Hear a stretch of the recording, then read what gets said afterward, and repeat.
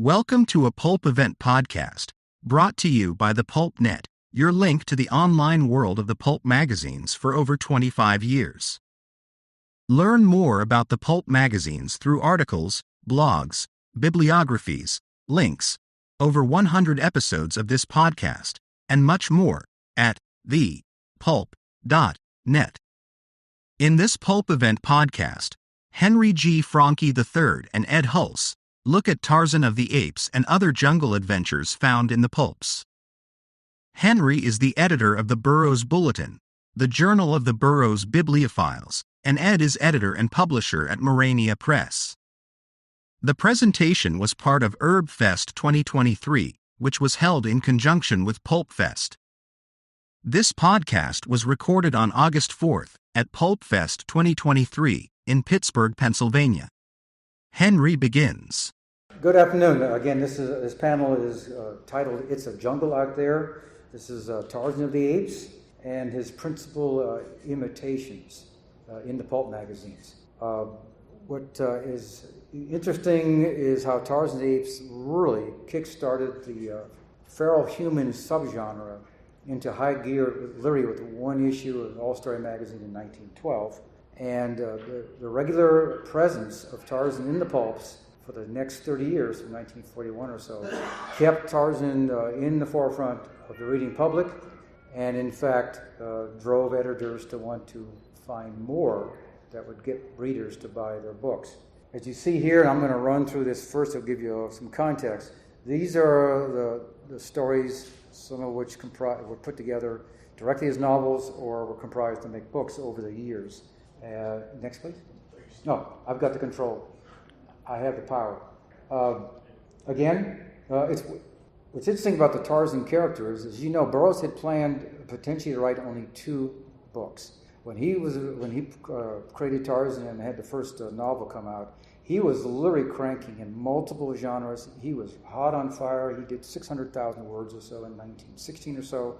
He was in pulps almost constantly with a multitude of stories, not just Tarzan. And so Tarzan, in fact, really, I think, control of him more than he took control of Tarzan as years went by. He was in such demand. You'll notice a couple of things here. One is that he bounced around in different pulps. Now, the market wasn't huge for this kind of story, but the readers wanted this character and wanted Burroughs' writing so badly that people did vie for him, and he did ask for money. And that was the biggest problem with the editors. As Tarzan went from the World War I era to the Great Depression into World War II, the issue of money, both by the author and what he wanted, and what the editors could afford, especially in the Depression era, is significant.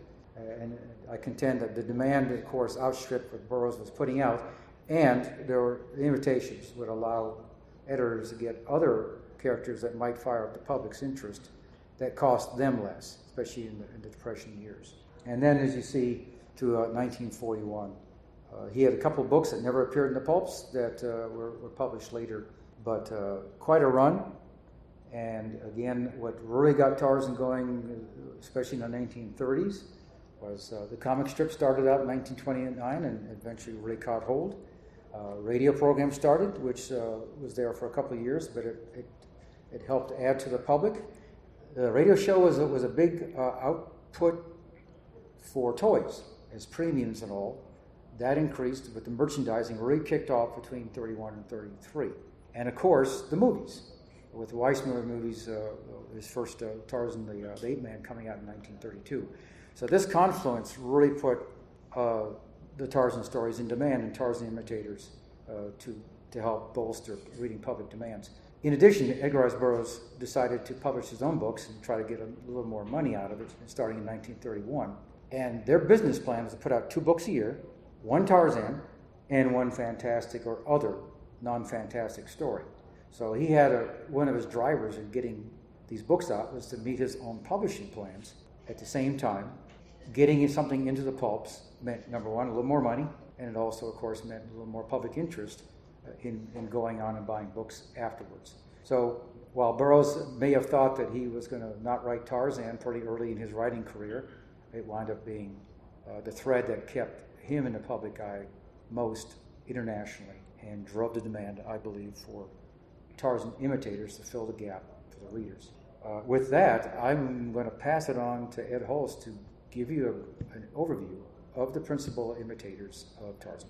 Yeah, so as Henry said, once Burroughs caught fire, especially with all story readers, which was one of the major magazines at the time, the editor Bob Davis was interested in getting as many Burroughs-like stories into the magazine as he could without having to pay Burroughs. Now, Burroughs, in the teens, his word rates were not as large as they would get in the 20s, but it was still significant. And also there was the question of how many Tarzans he was willing to turn out. As Henry pointed out, he didn't really want to be pigeonholed. He only expected to write a couple, and I know that he claimed that he felt especially after I think the fifth novel, after Jewels of Opar, he felt that he had completely exhausted the possibilities for new story ideas. Well, he hadn't, and editors still wanted him to do them, so he did. But in the meantime, Bob Davis was looking for others. Now, there's a school of thought that holds that Polaris of the Snows, which was written by Charles Stilson, I think 1918, maybe earlier than that, was a Tarzan character. Polaris grew up in around the North Pole, but the major difference is he wasn't really what Henry called the feral human. While he interacted with wild animals, polar bears and whatnot, he was not raised by them as Tarzan was. He had a father, and even though Polaris was kind of, let's say, emotionally stunted by his limited contact with the rest of humanity, he was essentially human, and he had learned from humans, whereas Tarzan was more a creature of the animals. So it took a while for pulp editors to use the same formula, but chronologically, the first real Tarzan simulacrum, to use a fancy word, was probably Jan of the Jungle, which was a novel serialized in 6 1931 issues of Argosy, beginning April 18th. The story was called Jan of the Jungle. It was later published in hardcover as Call of the Savage, and under that title it was adapted to the screen for a 1935 serial. Now, Jan was a young boy. Oddly enough, the story doesn't begin in the jungles of Africa. It begins in Florida. And he had parents. The parents died. And he had a surrogate mother, if you want to use that expression, in the form of a female chimpanzee named Chikma. And Otis Adelbert Klein, for those of you who don't know, was probably the premier Burroughs imitator and a great fan, and you would think that the two guys would be at each other's throats, because Burroughs was very protective about his work and about his characters and the themes that he had developed in the stories. You would think that he and Klein would be at each other's throats, but apparently that was not the case. Klein, of course, was a famous agent later on, a literary agent, but he wrote not only the Jan of the Jungle stories, but he wrote other science fictional imitations of Burroughs' other characters, like John Carter and David Innes. So Jan begins as a young boy. He's shipwrecked off to the coast of Venezuela and with Chikma, and they make their way into the jungle, and they have various adventures. And it's a very odd section of Venezuela, which I dare say we wouldn't recognize from the news today, an area where prehistoric creatures coexist with bestial, kind of sort of people you'd find in Opar, a bestial tribe. But there is a lost city, which is, again, the mandatory accoutrement, let's say, of these jungle stories. And Jan meets a girl named Mona, or Ramona. They call her Ramona in the serial. And she kind of tames him. She becomes the Jane to his Tarzan, so to speak. So there was a sequel called Jan in India, which is kind of self-explanatory.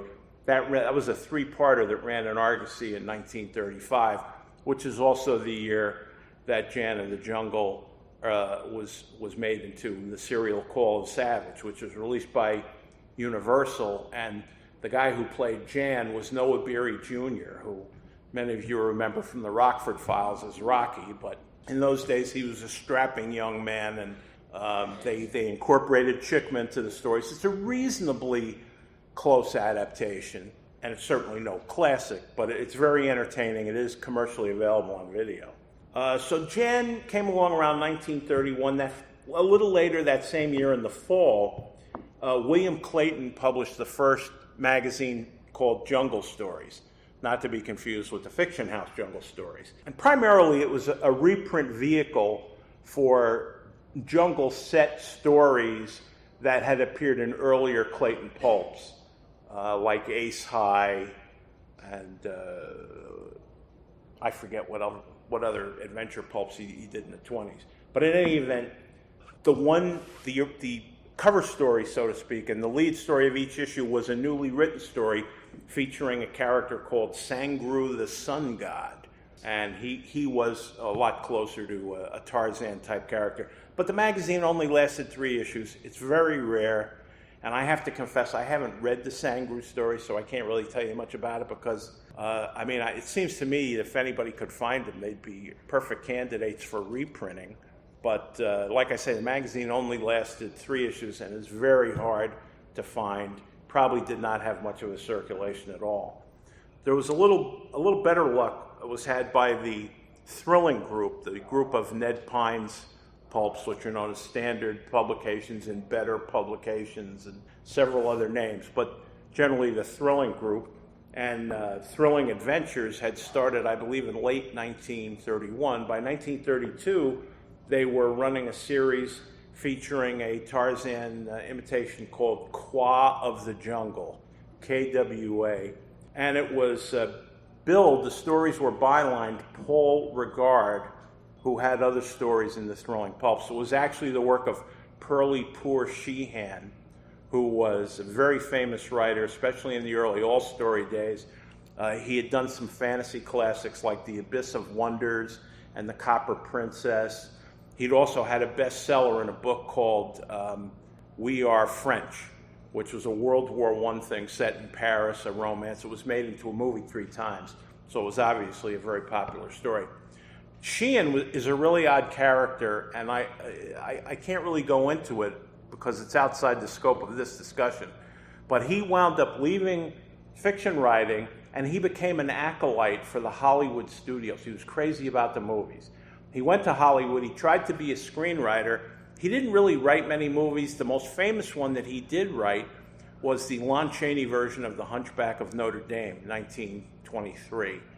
But he wrote for studios in various capacities, and he did a lot of publicity work, puff pieces and things, building up Hollywood at a time when the news about the city was racked with scandal. This was when there were drug scandals and around the time of the Fatty Arbuckle trial. And Sheehan was trying to counter all the bad publicity that Hollywood had gotten in the early 20s.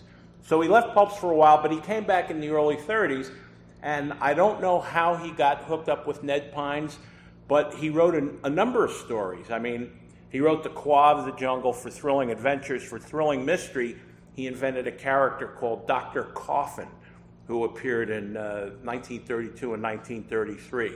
Now, for those stories, he used his real name. But for Kwa and for some of the other things he wrote for the Thrilling Group, he used Paul Regard. Kwa lasted a little bit longer than Sangru the Sun God did. But I have to say, it's about a half a dozen yarns over a period of like maybe 10 months. They are kind of mundane. They're closer to Tarzan than anything, to date, but it was a pedestrian, I would say, pedestrian imitation at best.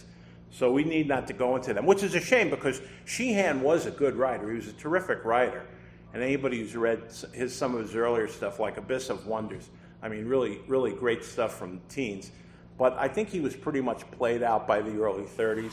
So the Kwa stories are interesting, and they're enjoyable enough, but they're certainly not memorable, and they certainly didn't break any new ground. It was all stuff recycled, situations, themes, and characters, including, of course, the inevitable Lost City pops up in at least one of the stories. So while I personally have a fascination with Sheehan's work in general, I can't honestly say that this is something that I would recommend too much. Now, my favorite Tarzan imitation appeared in Blue Book. Now, Blue Book was one of those pulps that Burroughs sold to frequently. And what happened was he had been selling to the Muncie pulps early in his career, All Story and then Argosy. In the early 20s, when Argosy merged with All Story, Burroughs had several things, and he brought Tarzan to this new hybrid magazine, Argosy All Story. Then he started writing for Blue Book in the late 20s when there was an editorial shakeup at the Muncie magazines, and there were some people within the organization who balked at paying Burroughs word rates. So before the Depression, when he was still riding high, he purposely got these guys in bidding wars, Argosy and Blue Book. Well, Blue Book won out sometimes, Argosy won out other times, but they realized that they could not continue to pay Burroughs these high word rates, even in the Depression, because they did cut his rates during the Depression when they cut everybody's word rates, but Burroughs was still getting more than most of the other guys. So they turned to a very fascinating, again, I think he's fascinating, character about whom very little is known, a guy named William L. Chester, who seems not to have written any other pulp fiction other than this character he created for a Blue Book called Cuyahoga the Snowhawk. Now, Cuyahoga's turf, his home ground, is kind of a wilderness-covered island in the north of the Arctic Circle that's only habitable due to unnaturally warm water currents up there, the source of which I don't think is ever really explained, and volcanic activity, periodic volcanic activity, which warms the place up. But it's got kind of a tropical setting in this island north of the Arctic Circle, which is pretty bizarre. So Cuyahoga is closer to Tarzan in that he has parents, and they are shipwrecked on this island, and his parents are killed by some of the natives, who, by the way, are depicted as ancestors of our own Native Americans. You know, apparently there was a faction of them that drifted south through Canada and settled in America, or what is now America. But they are definitely, you know, native types as opposed to African native types. They have their own religion and whatnot. And the boy, by the way, his real name was Lincoln Rand. That was Cuyahoga's real name. He's named Cuyahoga by the other tribespeople, and he's raised after his parents die by a kindly native named Makui. And Makui is his advisor and trainer, and he teaches him the language that the natives use. And Cuyahoga has a pet bear named Aki, a polar bear, and not a polar bear, but what we'd call a brown bear, and a trained puma called Mika. And a lot of the early parts of the story, just like the Tarzan stories in Jungle Tales of Tarzan, revolve around the young Cuyahoga. Now, they tell enough of this stuff in the first story to set up what he is and what his skills are. He's able to travel through the trees, which the other natives don't do. And Makui teaches him all kinds of survival skills and how to interact with the animals without getting eaten. And but he is constantly at war with the other natives, just as Tarzan was with the African natives. So the first story is called Hawk of the Wilderness, and it was serialized in Blue Book in 1935. It also was published in hardcover, and it was very popular. It proved very popular. The people who liked Burroughs and Burroughs-type jungle adventures found Cuyahoga an acceptable substitute because he was, powerful. He wasn't superhuman, but he was more powerful than the typical human race in civilization. And because of that, and the interactions with the animals and the other natives, a lot of people saw him as a very acceptable substitute for Tarzan.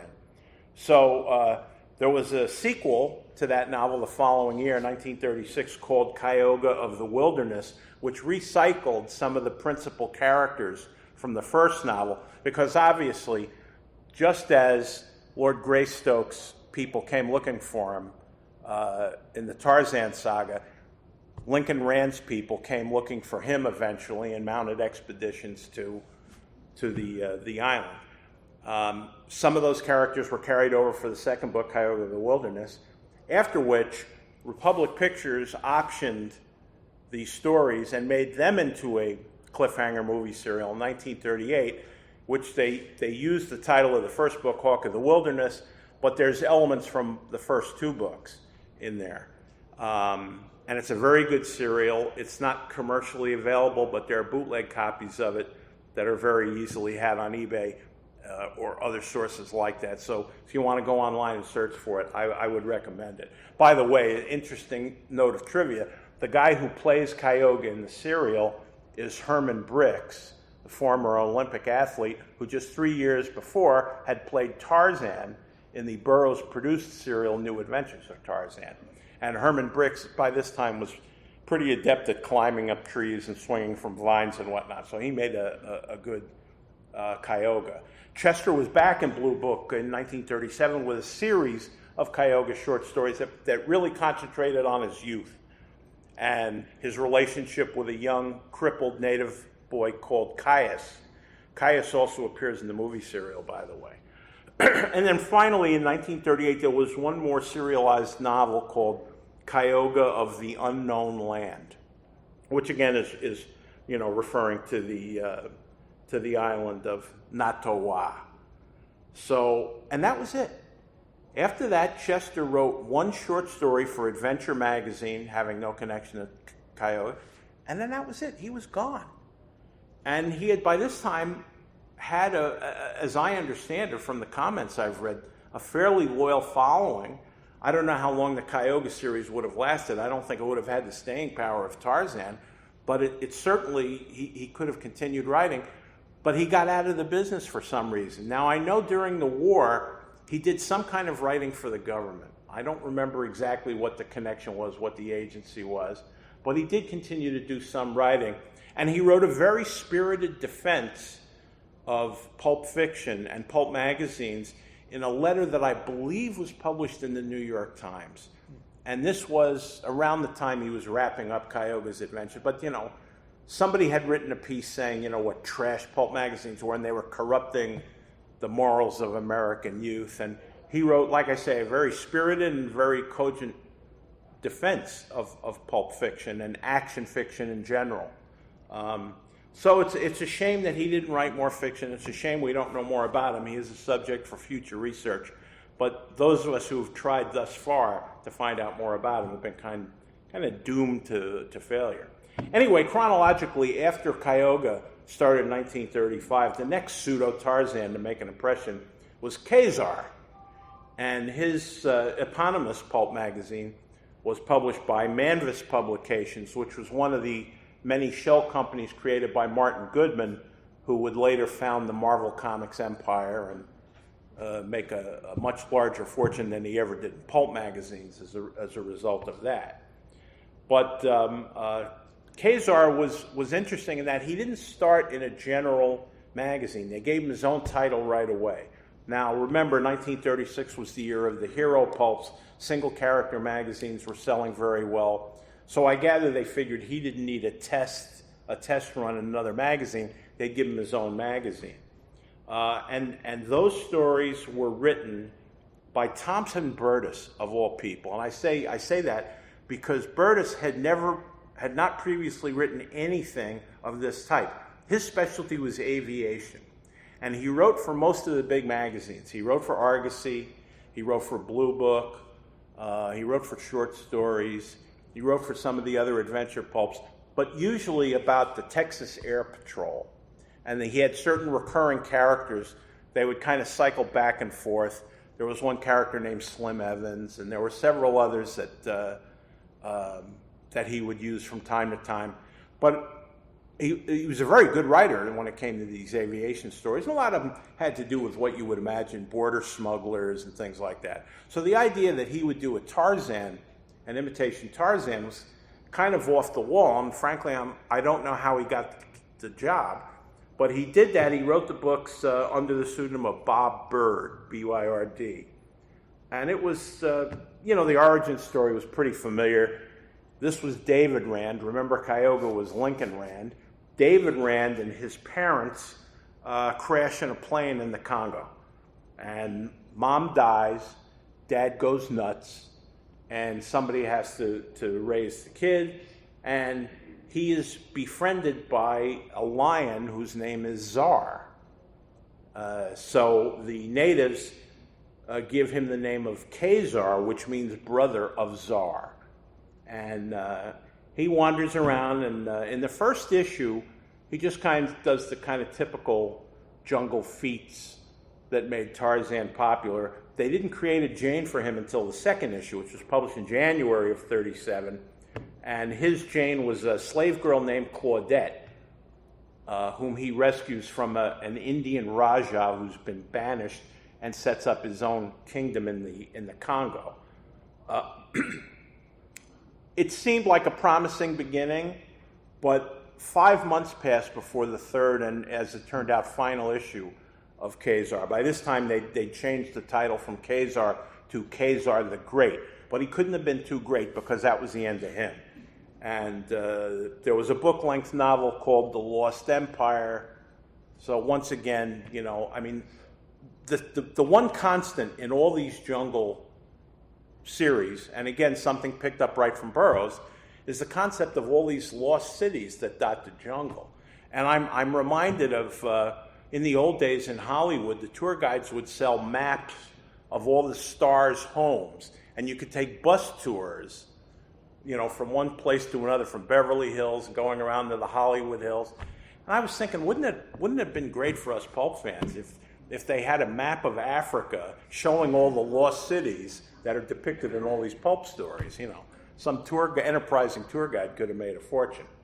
But like I say, Khazar didn't make it in the pulps. The third issue was his last. However, when Martin Goodman started Marvel Comics a couple years later, Khazar was one of the recurring characters there.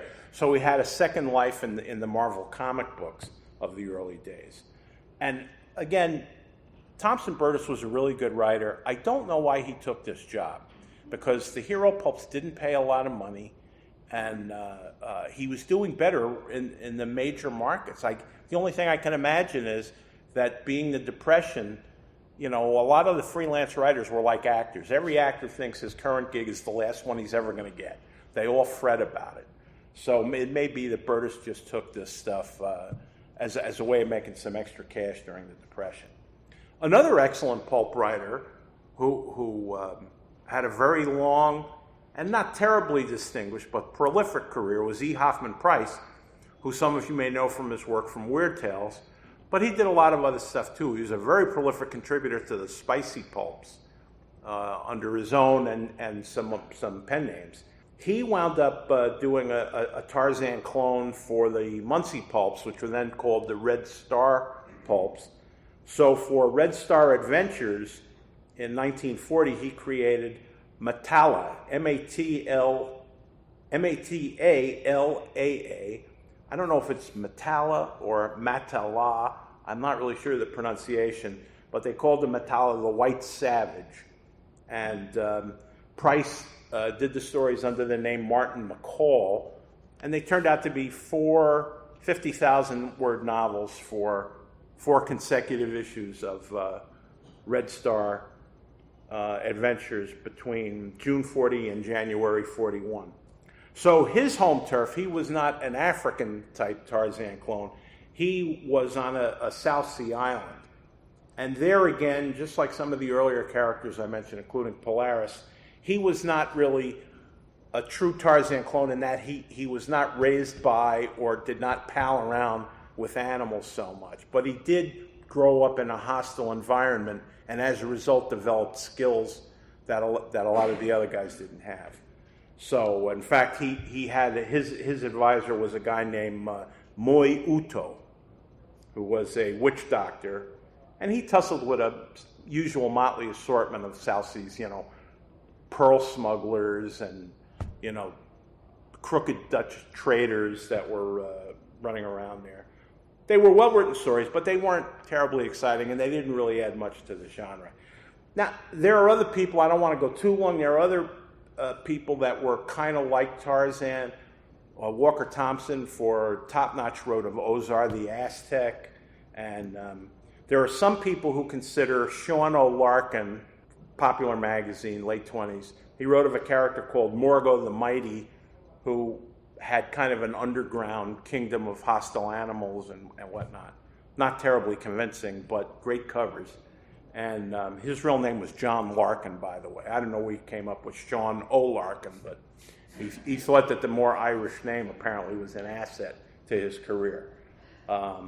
So there was that. He was in the popular magazine. Howard Brown, of course, years later wrote about Tharn, Warrior of the Dawn, in Amazing Stories. And Ray Palmer wrote of Toga, or Toka, King of the Dinosaurs, in Fantastic Adventures.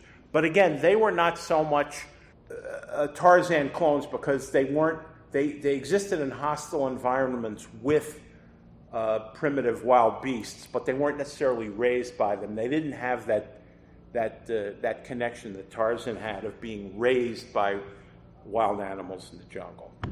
So the last one I'll talk about, and the most popular, was Kygor, or as some people say, Keygor, who began in the second version of Jungle Stories, which was the one founded by Fiction House in 1938.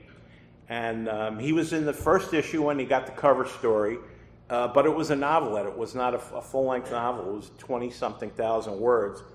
And it was credited to John Murray Reynolds, whose main market was 5 Novels Monthly, which started as a Clayton pulp, but at that time was being printed by Dell. He had something in practically every issue of 5 Novels Monthly, but somehow he got this gig writing for Kygor in Jungle Stories. Now, Kygor, of course, is the son of a missionary killed by a tribe of natives, a hostile tribe. Sound familiar?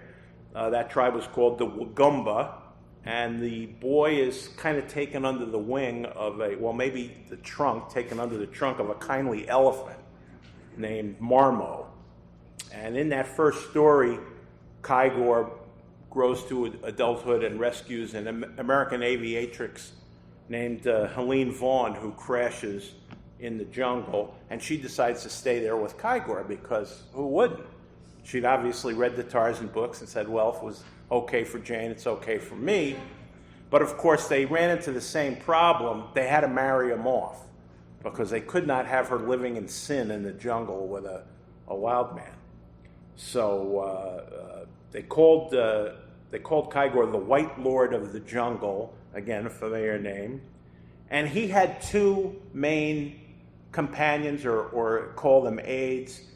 One was Timbu George, who we've mentioned here in the contest, who was the head of a nearby tribe, but actually an African-American who had worked, among other things, as a cook, a ship's cook, and hailed from Chicago originally. But he somehow wound up heading a tribe in Africa. And the other one was Negizo, who was the chief of a pygmy tribe called the Kamazilas. So the relationship between Timbu George and Negizo was kind of the same as between Monk and Ham in the Doc Savage stories. They're constantly squabbling and poking fun at each other, but of course they're incredibly loyal and each would save the other's life and blah, blah, blah. Unlike Monk and Ham, they're actually pretty lethal characters because in a lot of the Kygor stories, they're called upon to rescue him, and they're not bashful about using their knives or their spears to, mow down anybody who happens to get in the way. But they're always there when the chips are down. So Kygor was clearly intended to be the headliner of Jungle Stories. He got the lead story in every issue, and he and Helene were the subjects of every cover. And naturally, Fiction House, as you know, was famous for their good girl covers. So it's funny that in the early covers, in the late 30s and early 40s, the 2 of them are more or less equal. The covers are painted later in the 40s, as they had the emphasis on what they call good girl art, so that Helene was always the primary, she was painted much bigger, and Kygor would be in the back, this big, swinging on a vine towards her. But it was pretty clear who they were trying to reach with those covers. So the stories got longer. They tended to average around 40,000 words, although some were a little longer, some were a little shorter. And beginning with the second issue, they gave the writer a house name. and they called him John Peter Drummond, which was a fiction house name that was used by some other writers. And Kygor became kind of like the equivalent of Ned Pine's The Phantom Detective, in that practically everybody who wrote for the company took a hand writing the Kygor adventures. Now, in addition to John Murray Reynolds, who had written the first story, he did some others. There's another author named Hamilton Craigie who wrote one, James McKimmey, Bryce Walton, Robert Turner, Stanley Mullen. But the best two, as for my money, are Dan Cushman, who also wrote a backup series for Jungle Stories called Armless O'Neill. Very interesting character.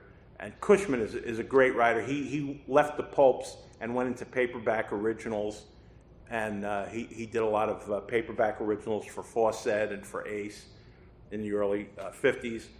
But his stories were good. And the other guy who wrote Kygor stories was Wilbur Scott Peacock, who also edited Jungle Stories for a while.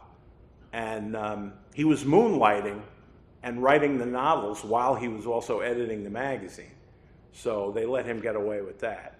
So altogether, there were 59 issues of Jungle Stories between 1938 and 1954. It's kind of a nightmare to collect these, I'll say parenthetically, because they reused titles to the novels. They reused covers. There are some covers that appear on the magazine, I think 3 times. And sometimes they would even repeat the same story titles so they could use the same artwork with the same lettering on the cover. And the only thing it would change is the date. So it's pretty confusing if you can't remember offhand, oh, do I have this one? And you're going to see a familiar looking cover and maybe it's a totally different issue.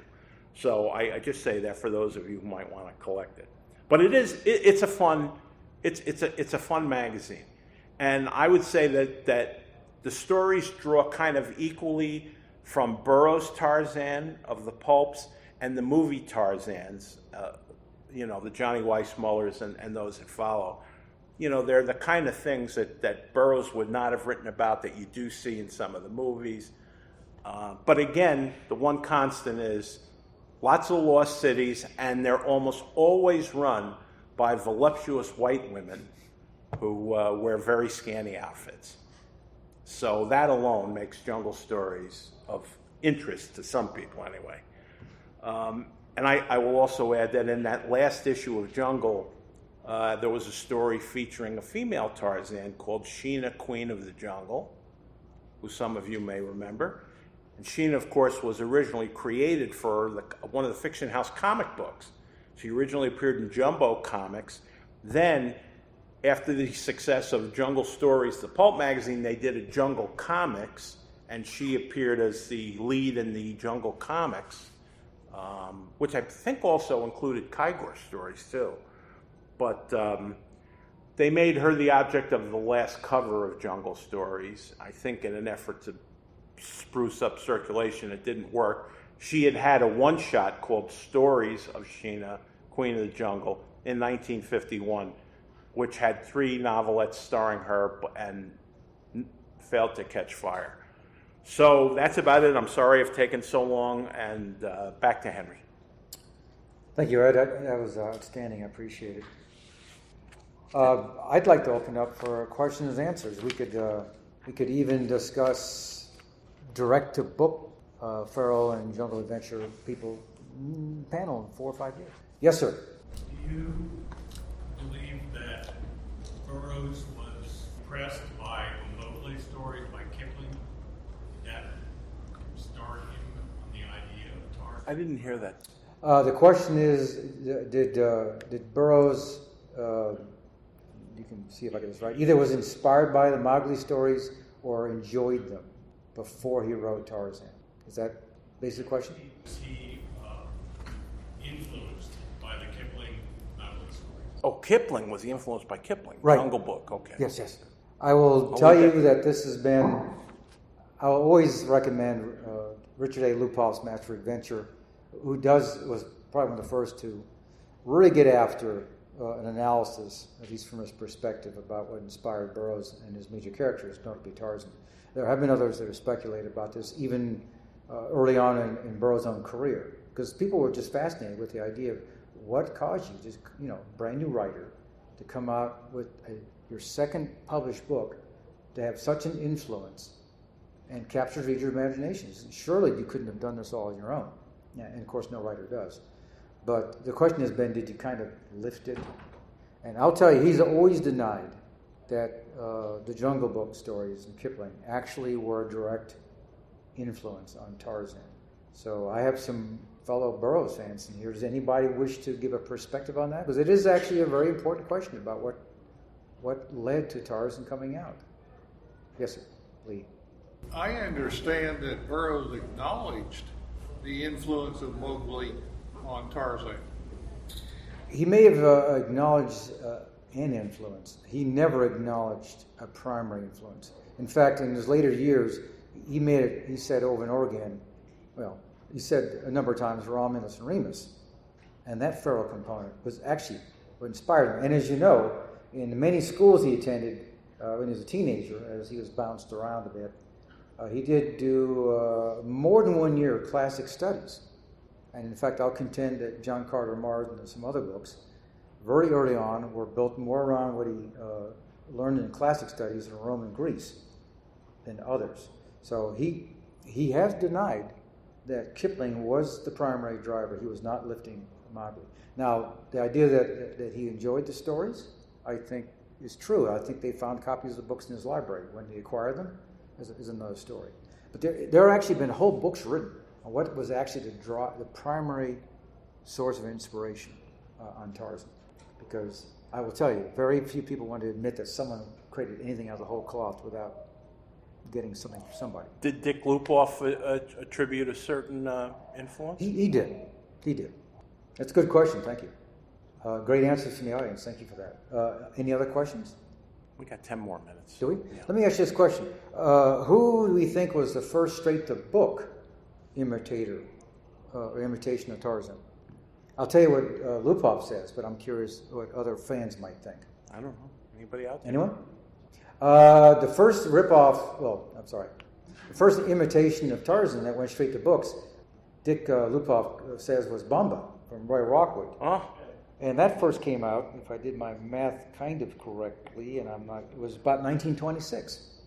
And one of the more famous characters that were straight to book was Caspa by C.T. Stoneham. In fact, some people will claim that the book it came out in 31, and the fact that Casper was raised by a lion may have caused Burroughs to, not long afterward, write a book called Tarzan the Lion Man. And of course, we mentioned Bruce Bennett Herman Brooks as the interesting connector between Tarzan and Kyoga. Well, the link between Tarzan and Caspa, because Caspa went to film, is Buster Crabbe. Yeah, the book was called The Lion's Way. It's very hard to find in hardcover. However, it was reprinted in an issue of Famous Fantastic Mysteries. It was in the late 40s. I couldn't tell you the exact issue offhand, but I guarantee you there's 5 copies in the dealer's Also, if you got your ERB Fest program book, it's in the back inside cover. Yeah. So Buster had been an Olympic swim champ. He competed in the 1932 games in Los Angeles, and he was signed to a contract by Paramount shortly thereafter. Inasmuch as Johnny Weissmuller, another Olympic swimming champion, had been signed by MGM to play Tarzan, Paramount figured, well, this is the perfect guy to do Casper the Lion Man. So they actually bought the book with Crabbe in mind, and he made the movie. His leading lady was Frances D., who was later the wife of Joel McCrea, and that movie was called King of the Jungle. Well, he hadn't finished that movie 2 months when he got a call from independent producer Saul Lesser, who put him in a Tarzan serial called Tarzan the Fearless, which came out in the fall of 1933. And there's a very long story about how that came about, which we don't have time for here, but if you want to know, ask me later on, I'll tell you. I got something. You're talking about all these imitators. When was the first gender bent where we had a female version of your jungle characters like Sheena and that kind of stuff. You know? Well, I mean, Sheena was created in 1938, but she didn't originally appear in pulp. She was in the comic book. If you're talking about pulps in particular, there was a series in All Story magazine in the teens that took place in Borneo. And I'm trying to remember the female lead's name. But again, she lived in a hostile environment, in a jungle environment. But again, it wasn't quite like Tarzan in that she was not a wild or a feral type person. She just happened to exist in a jungle. But she interacted mostly with humans and not with animals. But that goes as far back as like 1918. Daughter of the Jungle, I think, is one of them. There are 3 or 4. Oh, The Argus Pheasant is one of the novels. Think of the Otis Albert Klein did was it Jan of the Jungle or something like that? Yeah, I mentioned Jan. Yeah, but that was much later. It is interesting. There's a minor character, and I, of course, will not remember the novel, where there's these attempts at melding gorilla and human genes. And all sorts of weird combinations happen. And there are, in fact, these weird combinations they're feral to the point that they were born genetically feral.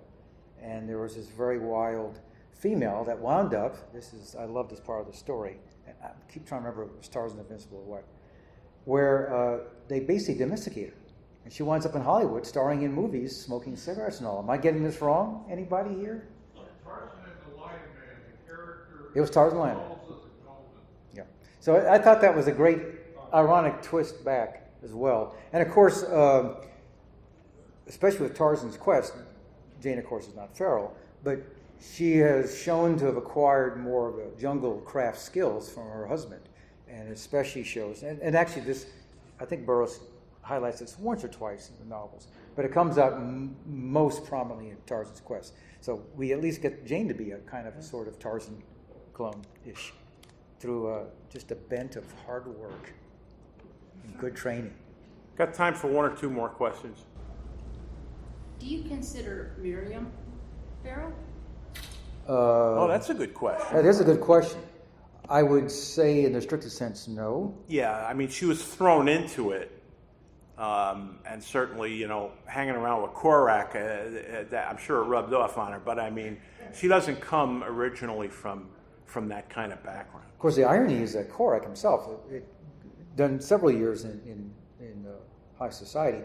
Miriam, on the other hand, wound up being enslaved very young. So one might say that in some ways, she kind of straddled some pretty sad upbringings. As you know, the gentleman that grabbed her was very cruel to her the whole time. So, but it's great. One more question? One more. Lee. Are you familiar with John Gore of Lost Land? Yeah, John Gore was another character that appeared. Was that amazing or fantastic? I don't know. I got it in book form. It was in one of the Ziff Davis pulps. It was either Amazing Stories or Fantastic Adventures, 1940, 1941. It was Fantastic Adventures, Return to John Gore, and 51 was John Gore Fights Back. So the first one was October 1940, Fantastic Adventures, by Robert Moore Williams.